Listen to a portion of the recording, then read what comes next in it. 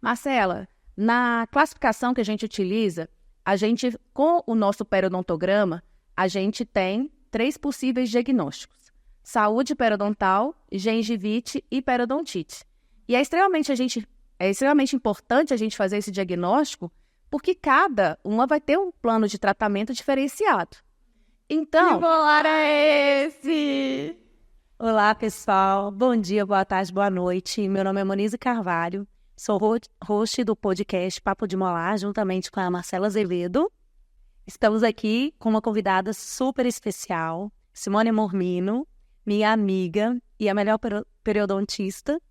Ela é mestre especialista em periodontia, tem doutorado em biologia celular, é servidora pública da Prefeitura de Belo Horizonte e professora de graduação e pós-graduação. Muito bem-vinda ao nosso podcast. Sim. Muito obrigada pelo convite, meninas. E espero agregar aí a essa tarde. Eu tenho certeza que será um sucesso. Para a gente começar, a gente queria saber um pouquinho mais sobre o que é a doença periodontal e como eu posso identificar essa doença. Então, amor, a doença periodontal, ela é uma doença infecciosa, inflamatória e multifatorial. O principal exame para realizarmos o diagnóstico, se o paciente tem saúde, gengivite ou periodontite, realmente é o periodontograma. Eu até brinco, com os meus alunos que a sonda periodontal ela não fica junto com as curetas. Ela tem que ficar junto com o nosso kit clínico. Então, é com ela ali que a gente vai fazer a maior parte do nosso periodontograma. Ele consiste em alguns exames, que são a profundidade de sondagem, que é uma medida que vai da margem gengival à base do sulco ou da bolsa periodontal. E vale a pena a gente enfatizar que essa sondagem ela deve ser feita circunferenciando o dente e não pontual. Por quê? Caso eu faça uma sondagem, na vestibular e eu tenho uma bolsa ali na mesiovestibular, eu não vou fazer o diagnóstico dela.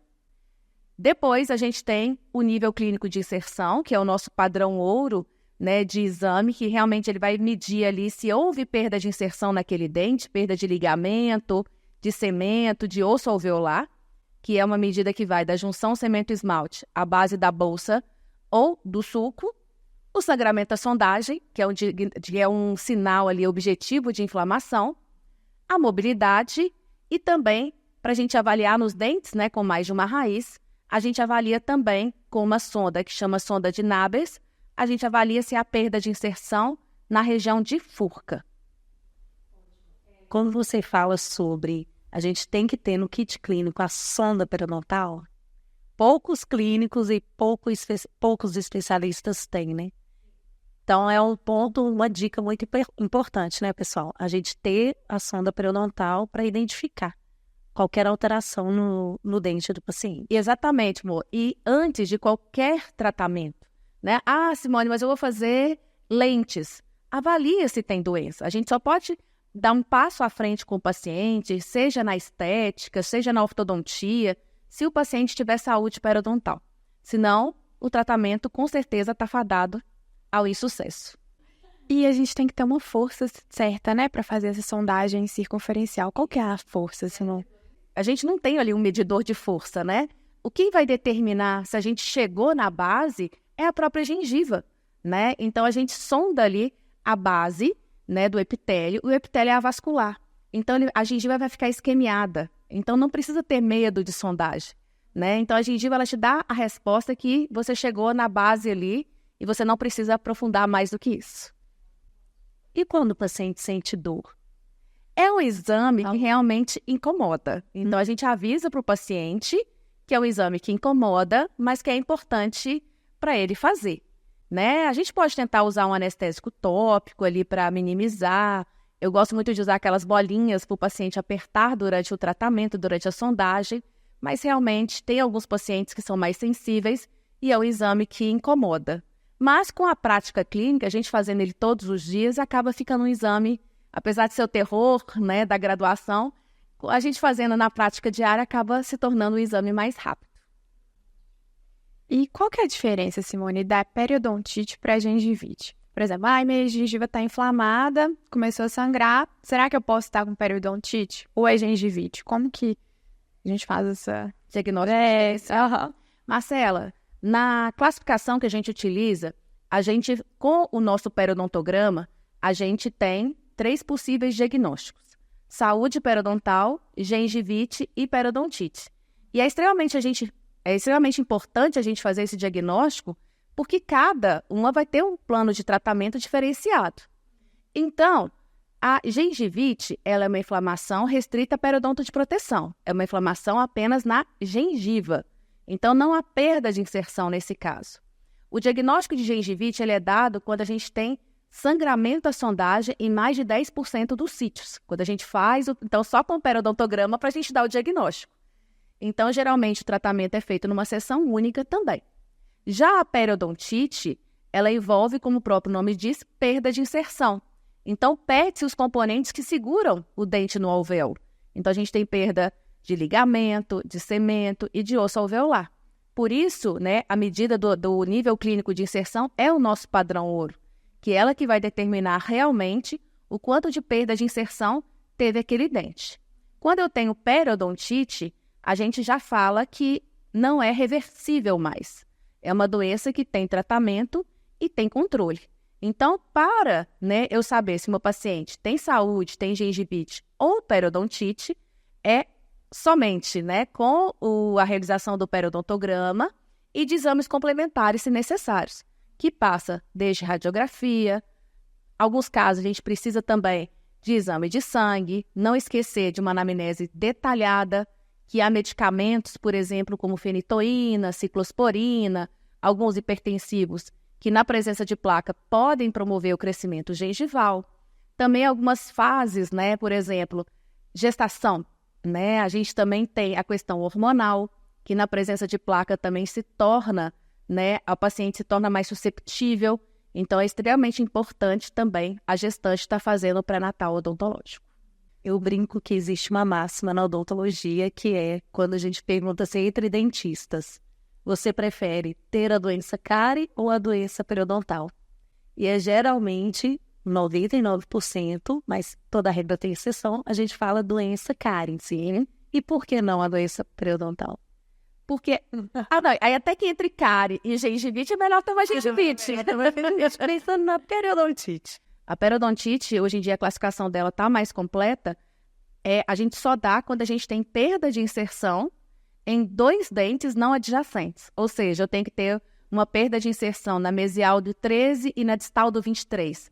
Então, se eu tiver só em um dente, pode ser outras coisas, Por exemplo, um terceiro molar impactado, uma fratura, Então, a gente tem que pesquisar outras coisas que pode ter, que levou o envolvimento periodontal ali. A periodontite, ela é irreversível, A gente tem, hoje em dia, controles, a gente tem no mercado biomoduladores, a gente tenta, regenerar, mas ainda é um controle que a gente depende muito do paciente também, Então, a gente conseguir regenerar ligamento, cemento e osso ainda é o nosso grande desafio. Então, e uma vez com periodontite, a gente vai ter que controlar esse paciente sempre. Enquanto ele tiver dente, ele vai ter que ser controlado. Ah, Simone, então, eu vou colocar implante, está tudo resolvido? Não, Então, o paciente que é susceptível à periodontite, ele pode ter também a periimplantite. Então, é extremamente importante que todos os pacientes com implantes também façam a terapia periimplantar de suporte, para que não haja perda também dos implantes. Não é que o paciente com periodontite não possa fazer implante, não é isso. Ele pode e deve, Desde que a doença esteja controlada. E Simone, definido o diagnóstico do meu paciente, ele tem periodontite, definiu, com os exames clínicos, os padrões também complementares. Como que vai ser a sequência do tratamento? Qual que é a primeira fase? Qual que é a importância dessa primeira fase? Então, a periodontite, hoje em dia, a gente diferencia ela, em estágios e graus. Então, a gente tem periodontite estágio 1, 2, 3 e 4, e grau A, B e C. À medida que a gente tem um avanço desses estágios, é uma periodontite mais grave, mais avançada. Mas, só resumindo aqui, claro que cada paciente é de um jeito, a gente não tem uma receita de bolo, Mas, geralmente, depois do diagnóstico dos exames complementares, a gente inicia uma terapia não cirúrgica, né, com o desbridamento radicular, naqueles locais que a gente tem profundidade de sondagem acima de 3 milímetros. E depois, em alguns casos, né, como periodontites mais avançadas, estágio 3 e 4, a gente pode, né, incluir o uso ali, prescrição de enxaguantes bucais, de antibióticos, mas isso aí a gente vai reservar para pacientes realmente com a doença mais avançada. Então, a gente passa por uma raspagem, né, um desbridamento radicular de todos os sítios de bolsas acima de 3 milímetros. Após essa primeira fase, a gente vai reavaliar novamente esse paciente. Então, eu sempre opto por começar com uma terapia não cirúrgica, instrução de higiene oral para o paciente, porque muitas vezes aquele paciente aprendeu a escovar os dentes com os pais, que aprendeu com os avós. Então, a gente exige algo do paciente o paciente muitas vezes não aprendeu. Então, a gente vai fazer essa terapia, vai instruir o nosso paciente, e aí sim, nessa reavaliação, a gente vai observar se a gente tem que fazer raspagem novamente, né, o desbridamento, ou se a gente vai colocar já esse paciente numa manutenção periodontal, onde ele vai ficar para sempre, né? Eu só brinco que ele vai sair da alta vai sair ele da manutenção periodontal quando ele tiver alta celestial ou dente, né? Senão ele vai ficar na manutenção periodontal. E, se precisar, nesse momento, a gente pode fazer a terapia cirúrgica. Na terapia não cirúrgica, Marcelo, hoje em dia a gente tem muitos meios ali, os coadjuvantes, que podem nos auxiliar bastante, como a terapia fotodinâmica, que a gente pode fazer em campo fechado. A gente pode utilizar também regeneradores, como proteína derivada da matriz do esmalte, também em campo fechado. Então, a gente pode utilizar também esses coadjuvantes para nos ajudar a não ter que fazer abertura de retalho e raspagem. Hoje em dia, a terapia cirúrgica periodontal é muito mais voltada para a gente tentar uma regeneração do que simplesmente abrir para eliminar a bolsa. E quanto tempo eu fiz a raspagem, o paciente precisa retornar para a gente fazer essa reavaliação? E como que seria essa reavaliação? Eu faço uma nova sondagem, pegando todos os parâmetros que você já tinha dito inicialmente, faço avaliação só do sítio específico em que eu fiz a raspagem, ou eu aproveito que o paciente está ali e faço novamente em toda a boca?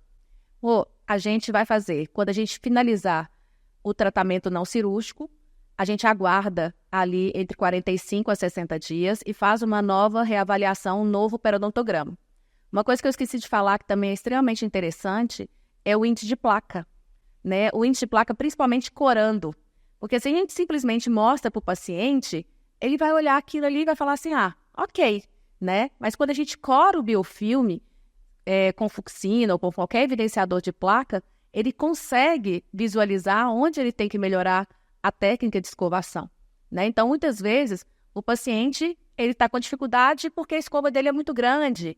Então, isso é interessante da gente ir colocando durante a terapia não cirúrgica, e na reavaliação a gente vai observar se o paciente realmente está cooperando. E não é só a escova tradicional, né? Hoje em dia a gente tem no mercado ali vários também métodos auxiliares que nos ajudam, né? Além do fio dental, escova interdental, unitufo, que são o próprio jato de água, né? Que nos ajudam muito no controle da doença.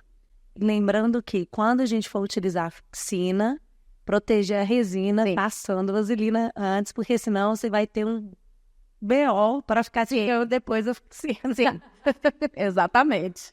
Bem lembrado. Aquela dica é importantíssima. Sim, muito importante. Já passei aperto. Pra tirar. E quem nunca? E assim, Simone, como a gente vai encaixar esse paciente nos estágios e graus que você falou? Como que a gente encaixa? Na primeira fase, por exemplo, o paciente chegou. Às vezes ele chega já com o diagnóstico da periodontite, ou às vezes a gente faz o diagnóstico na hora. Sim. E aí, como que a gente encaixa? Na primeira consulta, na fase ali que você está instruindo, está fazendo, né, o debridamento, você já consegue encaixar ele em determinado grau? Já. Na primeira consulta, por isso que a gente fala da importância dessa primeira consulta, né? Muitas vezes o dentista não dá uma olhadinha, né? A gente tem que realmente fazer uma anamnese Então, uma consulta de periodontia, ela demora. Então, a gente vai fazer o periodontograma e o estágio que o paciente está e também, né, o grau, a gente vai avaliar realmente pelo periodontograma. A gente tem os parâmetros nas tabelas, que é de profundidade de sondagem, perda óssea radiográfica, perda óssea em relação à idade. Na classificação que a gente usa hoje em dia também, a gente avalia até mesmo se o paciente tem diabetes ou não, se o paciente é tabagista. Tudo isso influencia na classificação, né, do estágio e do grau, né? Então, periodontite, estágio 1, grau B, localizado ou generalizado. Esse diagnóstico a gente dá com o uso com o periodontograma, exames complementares e também, né, se necessário, exame de sangue. E o que você iria olhar no exame de sangue? A gente pode olhar várias coisas, né? Várias coisas podem influenciar o nosso periodonto. Então, a gente pode pedir hemograma completo. A gente, por exemplo, uma leucemia, ela pode ter manifestação na gengiva e ser um primeiro sinal de uma leucemia. Então, se o paciente falou, olha, de repente começou a sangrar uma gengiva mais arroxeada. Outro fator que é extremamente importante, que é o nosso fator de risco aí, é a diabetes. Então, a gente pode pedir não só a glicemia em jejum, mas também a hemoglobina glicada, que vai mostrar ali os últimos 60, 90 dias de controle de glicemia do paciente. Então, não adianta ele só fazer a dieta um dia antes. A gente pode ver questão de imunossupressão também. Então, a gente tem doenças necrosantes que estão presentes em pacientes com baixa imunidade, né? Então, a gente pode solicitar, por exemplo, muitas vezes as pessoas pensam que dentista não pode solicitar HIV. Claro que pode, né? Então, a gente pode solicitar HIV. Hoje em dia, com as dietas muito malucas, a gente está tendo muita vitaminoses também. E se eu estou tratando a gengiva no método tradicional, né? E ela não está respondendo, a gente tem uma gengivite descamativa, por exemplo, a gente pode suspeitar de uma doença autoimune, que também tem um padrão de gengivite descamativa. Líquen, lúpus. Então, tem vários exames aí que pode fazer parte do nosso plano de tratamento. Medicamentos. Quais são os tipos de medicamentos que vocês indicam na hora do tratamento de uma periodontite mais avançada? O medicamento que a gente mais utiliza realmente é o enxaguante bucal, né? Que é a clorexidina, que ainda continua sem álcool. A clorexidina sem álcool. Ela não tem diferença entre com álcool e sem álcool. O álcool ali na clorexidina ele vai servir mais como conservante, né? Então a clorexidina sem álcool ela tem uma durabilidade menor. Então, como não tem diferença, vamos no sem álcool mesmo. 15 ml 2 vezes ao dia por 1 minuto. Não esquecer de dar um tempo. Não adianta bochechar logo depois da escovação, né? Tem que dar pelo menos 30 minutos após a escovação. E, em alguns casos, a gente pode prescrever a associação de antibiótico, né? Que é a amoxicilina com metronidazol. E voltando a falar um pouquinho de cirurgia, Simone, apesar que hoje em dia, né, evita, e é por um motivo, são mais utilizadas as conservadoras, né? Sim. Quais as diferenças das conservadoras para as resectivas? E, assim, quanto que eu indico cada uma? Qual paciente, se ele precisar, né, ir para terapia cirúrgica? Então, a gente faz a terapia cirúrgica apenas naquelas bolsas maiores, acima de 6, 7 milímetros, que não responderam ao tratamento inicial. As cirurgias resectivas, elas eram aquelas que a gente queria bolsa zero, né? Então, elas são muito antigas, a gente reposicionava o retalho apicalmente. Então, essas cirurgias a gente não faz mais. Então, hoje em dia, a gente faz realmente mantendo, né? Faz mais incisões intrasuculares, evita, né, muita exposição óssea. E sempre que você puder e tiver parede para isso, tenta fazer regeneração óssea. Uma coisa que você sempre pode fazer, que não precisa de paredes, é a terapia fotodinâmica. Eu particularmente gosto muito, mas tem gente que não gosta, que acha que não tem grandes efeitos, que é o uso de um corante, que é o azul de metileno, que cora as bactérias periodontopatogênicas e depois a gente usa um laser que mataria as bactérias anaeróbias. E também você pode utilizar, após a raspagem, o Endogain, né, que é a proteína derivada da matriz do esmalte, que ele é um gel. Então, a gente sempre pode também estar colocando em todas as nossas cirurgias. É claro que tudo tem um custo, né? Então, depende ali do paciente. E, se a gente tiver parede, tentar fazer enxerto ósseo. Então, a gente não pega mais aquela pontinha de osso e desgasta. A gente não faz ossotomia mais. Então, a gente preserva o máximo de osso que a gente tem ali. E isso não quer dizer que é para o futuro implante, né? Eu dei uma aula recentemente que eu falei sobre isso, que a gente não substitui dente por implante. A gente só vai substituir um dente que tem um comprometimento periodontal se realmente a gente não consegue controlar aquela doença e aquele sítio continua infectado, continua supurando, então ele ia perder aquele dente de qualquer jeito. Mas se é um dente que eu consigo controlar, que tem uma profundidade de sondagem até 4, sem sangramento, o paciente higieniza bem, a gente mantém o dente. E as gengivectomias e gengivoplastias ainda são indicadas para paciente que quer uma estética ali na região anterior ou também... São coisas assim, não, gente, faz. Realmente coroa clínica estético, né? Então, as pessoas erram nessa terminologia. A gengivectomia a gente faz quando a gente tem ali a presença de uma bolsa falsa, né? Então, se eu tenho uma bolsa falsa e o paciente está com o dente pequenininho, a gente faz o procedimento de gengivectomia. Se é aqueles casos de sorriso gengival, que a gente não temos uma bolsa falsa, a gente tem uma erupção passiva alterada, a gente faz uma gengivoplastia, e aí são vários exames que nós vamos fazer também, que vai determinar se nós vamos ter que fazer osteotomia, osteoplastia, ou a gente vai fazer simplesmente a gengivoplastia. Antes da gente ir para os encerramentos, gostaria de saber se tem alguma pergunta ou alguma curiosidade que a gente não falou ainda, que você gostaria de passar para a gente.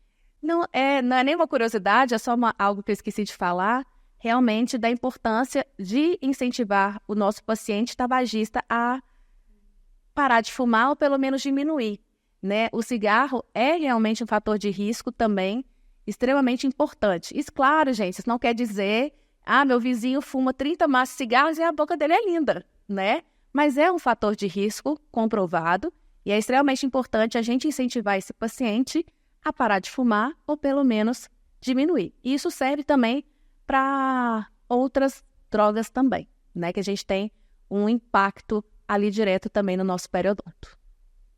Eu brinco o seguinte, que a doença, que a periodontite, a gengivite tem quem quer, a periodontite tem quem pode. Então não é todo mundo que vai desenvolver a periodontite, né? A gente tem as bactérias, mas por que uns desenvolvem e outros não? Vem da suscetibilidade do hospedeiro. Então, eu brinco, se entrar um rato aqui, eu posso colocar uma ratoeira e ele morrer, então eu consigo controlar, ou eu posso jogar uma bomba aqui no prédio. Então, o que vai acontecer? Eu vou matar o rato? Vou, mas eu vou destruir o prédio todo. É isso que acontece no paciente com periodontite. Na tentativa de combater a doença, as bactérias conseguem fazer com que o meu próprio corpo se destrua. Então, o superpoder que a gente teria é realmente a gente transformar essas bactérias em boazinhas, né? Neutralizar os fatores de virulência delas e sem que elas tenham esse poder de fazer que o meu sistema imunológico responda de uma forma inadequada. Então, seria esse, né? A gente transformar elas em... passar elas pro caminho do bem, né? Ser meu malvado favorito, né? A gente sempre finaliza com bate-bola. Então, a gente faz perguntas rápidas que, teoricamente, a gente responde com respostas rápidas, tá? Mas se você quiser explicar um pouquinho, pode. Beleza? Tentarei esse objetivo. Fatores que influenciam no prognóstico. Mais escovação, né? Mais higienização do paciente, mas também questão sistêmica deve ser avaliado. Nem sempre a culpa é só do paciente. A gente tem que pensar na questão sistêmica também. E os principais indicativos de atividade da doença? Perda de inserção, profundidade de sondagem e sangramento. Como definir se o paciente é doente? Só com exame. A gente quer fazer a pergunta final? Pode fazer? Então, quando a gente pensa, eu sou um dentista recém-formado, acabei de formar, então a gente já sabe que ali a sonda periodontal é extremamente importante ter no meu kit clínico. Sim. Chegou um paciente e eu acho que ele tem uma alteração periodontal. Resumindo, se for possível, o que eu vou ter que olhar e observar assim, esse paciente possivelmente pode ter uma doença periodontal. Avaliar, fazer a sondagem do paciente. Tanto a profundidade de sondagem quanto a perda de inserção e o sangramento que vai vir junto durante a profundidade de sondagem. Então, eu posso não preencher, né, querer preencher todo o periodontograma, mas pelo menos passar a sonda em todos os pacientes, isso aí é imprescindível para eu não ter surpresas lá na frente. Ótimo. E eu sempre brinco que não precisam responder, mas quantos de nós temos uma sonda periodontal no kit clínico, né? Fica a dica. Fica a dica. Fica o pensamento do dia. Fica, com certeza. Bom, gostaria primeiramente de agradecer a doutora Simone por ter aceito, né, estar aqui conosco nesse bate-papo. Muito obrigada, foi um prazer conversar, né, desse tanto de coisa legal, um tanto de informação importante que a Simone trouxe para nós aqui hoje. Obrigada, Monize, e obrigada a todos que estão aqui com a gente. É um prazer ter vocês aqui sempre. Até o próximo episódio. Tchauzinho. E antes de terminar, a gente falar os arroba. Ah, é verdade. Eu já estava esquecendo, hein? O meu é Monize Carvalho. Marcela Azevedo, com 2 S no final. Simone_Amormino. Agora sim, pessoal. Fiquem com Deus e até a próxima. Vem pro papo.